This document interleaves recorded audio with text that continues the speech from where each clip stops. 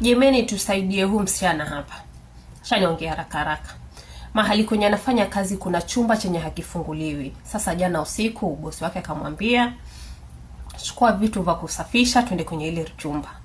Hasa toka aende pale kile kinyumba hakijawahi kufunguliwa. Si kwamba kiko ndani ya nyumba yao kubwa. Hakiko kwenye ndani ya hiyo nyumba kubwa. Kiko nje ya huko hivyo gate, lakini hakifunguliwi. Wajua hizi nyumba za Warabuni siwa ziko na vinyumba hivyo venye viko nje hivyo. Sasa hicho kinyumba huwa hakifunguliwi.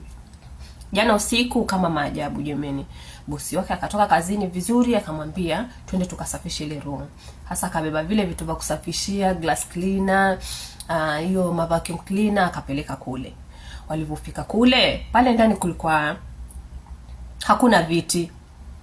Kulikuwa na friji peke yake ndo zenye ziko hapo, friji 5. Hasa zile friji 5 akaambiwa hapa ndani hii chumba iko na siri. Hii chumba ndo yenye inanipa nini, inatupa hizi mali zote. Hasa siri utakayoiona hapa ndani usiwa ikuongea kwa mtu yoyote. Ambao kwa mtu yoyote alimwambia kwa watoto wake. Alisisitiza akasema watoto wangu wasijue hata mmoja. Usiwahi kuwaelezea kwamba hii chumba iko na hivi na hivi na nimeenda kuona hivi na hivi na hivi kule kwenye kile chumba.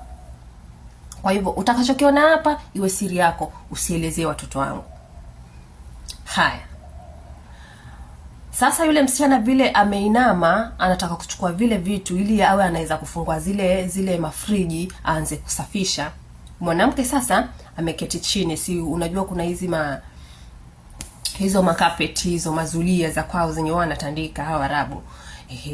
Ameketi pale yule mwanamke.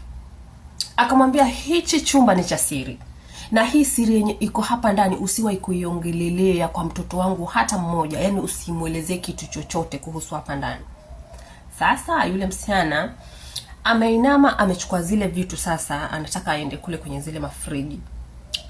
Akasafishe zile friji zikajifungua zenyewe. Kufungua zilivyojifungua zile friji, pale ndani ni maiti. Yule mwanamke akamwambia usishtuke na usiogope. Osha hizo maiti. Msichana anasema amekesha kuosha maiti kutoka saa 6 kwa sababu chumba kinaruhusiwa yani uingie saa 6 kamili. So tokea saa 6 mpaka saa 8 ndio alikuwa amemaliza kuosha hizo maiti. Ile wanataka kutoka hivi kuangalia nyuma zile friji zimepotea. Guys, huu ni msichana mwenzetu, Mijikenda mwenzetu mwenye anapitia hivyo. Drop comment yako hapo hivyo chini. Ye apitia asome. Afanye nini guys? Manake ameniambia mimi mwenyewe hata hiyo story inaniogopesha. Imagine amenitumia voice note na kwambia mpaka zingine naziogopa kuzifungua. Yaani nasikia mpaka nimeingiwa na uoga jameni. Drop comment yako hapo, huyo msichana asome. Manake mimi nimemwambia funga na kuomba. Muombe Mungu akusaidie. Manake hapo mahali sio pazuri. Muombe Mungu tu afungue milango ya hapo mahali uondoke. Hivyo ndio vile nimemwambia.